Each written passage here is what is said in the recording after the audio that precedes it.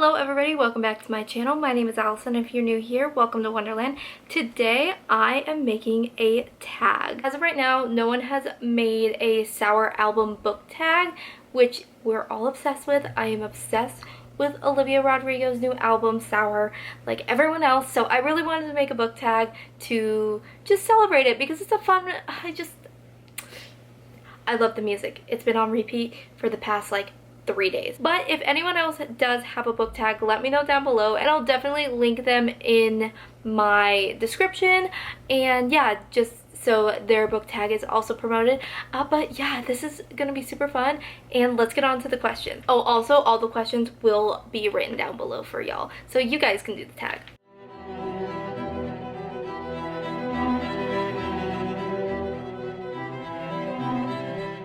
Song is Brutal, which is a character who is trying their best but their world is brutal. And the character I chose for this would be Peeta from The Hunger Games. Now you can talk about so many different characters in this with The Hunger Games, but I really feel like Peeta went through it. He was such a sweet and kind boy who went into the Hunger Games and he loved Katniss, and you know, he really went through it. So my boy Peeta had a brutal life and I feel for him. Next up is Traitor, which is a book that felt like a real life breakup. And for that I chose The Darkest Minds by Alexander Bracken. If you have read this book and the ending of this book in particular, it still chokes me up to this day. It still rips my heart out. I want to cry, and I feel like I went through it with the characters, and it was like breaking up, and I just wanted to sit in a dark corner and spin my camera around and sing There's a Possibility like Bella from Twilight. So yeah, if you know, you know. If you don't, find out. I Want Everyone to Be as Hurt as I Am by Alexander Bracken. The next song is Driver's License, which is a book with a title that sends you into automatic feels when you hear it. Now, I didn't say it had to be good feels. This book incites so much rage inside me, so much, I don't even know this feeling, because I cried over this book, I threw this book, I was so angry with this book. Allegiant was the first book that I think I felt a honest rage against, and I just can never look at the series the same. I don't think I've read the Divergent series over again because of this book. And I know I'm not alone in this. This just incites so many emotions that when I see it on my shelf, I kind of want to just hide it. Next up is One Step Forward and Two Steps Back, and that is a book you wanted to love but just couldn't. For me, that book was Heartless by Marissa Meyer. Now I know this is so many people's like favorite book and they love this book. It's one of their favorites of Marissa Meyer's. I just did not connect with the main character like everyone else did. And I also didn't really like the love interest. And that's so sad because I love Alice in Wonderland retellings. And I think Marissa Meyer's writing is so pretty. And I just couldn't get on with it. And by the end of this book, I was just happy to put it down because it made me, like, I just didn't see the point of it. Next up is Deja Vu. And this is a book that you would die to read again. And for me, that would be The Host by Stephenie Meyers. This is one of my favorite books of all time. I just adore it. It is an adult book, and I really haven't found another sci-fi that I love as much as The Host. It broke me. It made me laugh. It made me, you know, want to fight with the characters in this world, and I think that this is Stephenie Meyer's best book. I truly do. Over Twilight, over all of those. This is just such more mature writing, obviously because it is an adult novel. I would die to reread this book again because there were so many emotions in this first read through of The Host. Next up is Good For You, and this is an author who destroyed you and you don't think they feel bad about it. Miss Cassandra Clare, I feel like, sits at her desk and maniacally laughs because she knows she's gonna kill us, and she kills us in every single series. Every single one. I'm in tears. Every single one. I am rooting for a character and then they're killed. Or you know, they're stripped away from their family, or something devastating happens in every single one of her series, and I think that she does it on purpose because she wants us to feel the pain. She wants to see the pictures of us crying. She wants to see the videos of us crying. And you know what? I can't blame her. But like, stop it.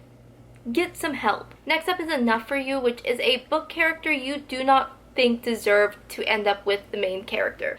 I'm going to give spoilers to Shadow and Bone, so if you don't want spoilers to this series of who Alina ends up with, then just skip to this time. This is going to be controversial. I feel like you're either on one side or the other, and I don't think I really land on one side or the other with this. I don't think Mal deserved to end up with Alina.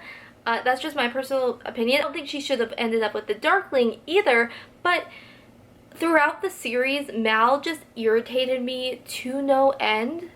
And I truly believe that it was due to the fact that he had this kind of complex that her powers were a bother to them. I don't know, I just got that vibe. And then I didn't feel a redemption arc at the end of the series. I just wanted to kick him in the head, and I was irritated that he ended up being with Alina at the end. Next is Happier, and this is a book couple that you selfishly wanted to end up together for your own happiness. I'm going to give spoilers for the Red Queen series, so if you don't want spoilers, skip to this time card. I know, people are gonna be like, there was no chance. But in my mind, there was a chance. I really wanted Mare to end up with Maven. I wanted her to kind of switch sides and be kind of the bad, morally gray character that she wasn't. I wanted her to all of a sudden not be with Cal, because I feel like Cal was, he was just like the obvious choice, and I feel like if Miss Victoria Aveyard would have flipped the script on us halfway through the series and like made Mare just this overall like morally gray character who is going to flip the scene and be with Maven and be so powerful that, you know, the rebellion can't take her on, I would have really enjoyed that. I'm just saying, missed opportunity. Next song is Jealousy, Jealousy, and this is a coming of age story that you truly love. For me, that is Again But Better by Christine Riccio. Obviously, this is Poland Bananas 20 on Booktube. I truly love this novel. I read it at such a pivotal point in my life where I was at the same place that Shane was in this series, and I just really needed this story in my life, and I didn't realize I needed it until I did, and it made me regret not taking a foreign exchange trip, but it did show me all of the things that like I was feeling, all of the regrets, and you know, just my college experience was definitely shown through Shane, which was awesome, and I just really liked the main love story that was going on in this and the twist. Next up is Favorite Crime, and that is a morally gray character that you love despite their flaws. For me, that is gonna be Manon from the Throne of Glass series. I love Manon because you go from seeing her being this very morally gray, almost villain type character to being such a pivotal part in the war, and I love that. I love Manon and Dorian. I just think that she is such an amazing character and well-rounded, and the 13 are so cool. I just really enjoy reading Manon, and I wouldn't be opposed to reading more of her story after Throne of Glass. And the last song on the album is Hope You're Okay, and that is a book that left you thinking after you were finished. For me, that would be Speak by Laurie Halse Anderson.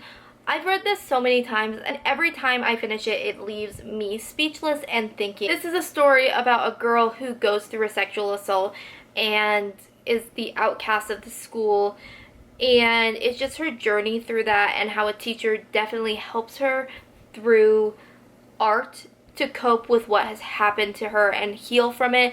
I just think Laurie Halse Anderson has a beautiful way of writing, and she brings you into the story and just really grounds you in it, and you feel like you're there with the characters. I will forever love this book. I think it's beautifully written, and It just really is impactful on the reader. And that is the Sour Album book tag. I hope you enjoyed. If you do this, please let me know down below. I would love to see everyone's answers. I adore this album. I think Olivia is very talented and she's going to go so far with her songwriting, and I can't wait to see what she comes out with next. Thanks so much for watching, and I will see you next time in Wonderland, loves. Bye!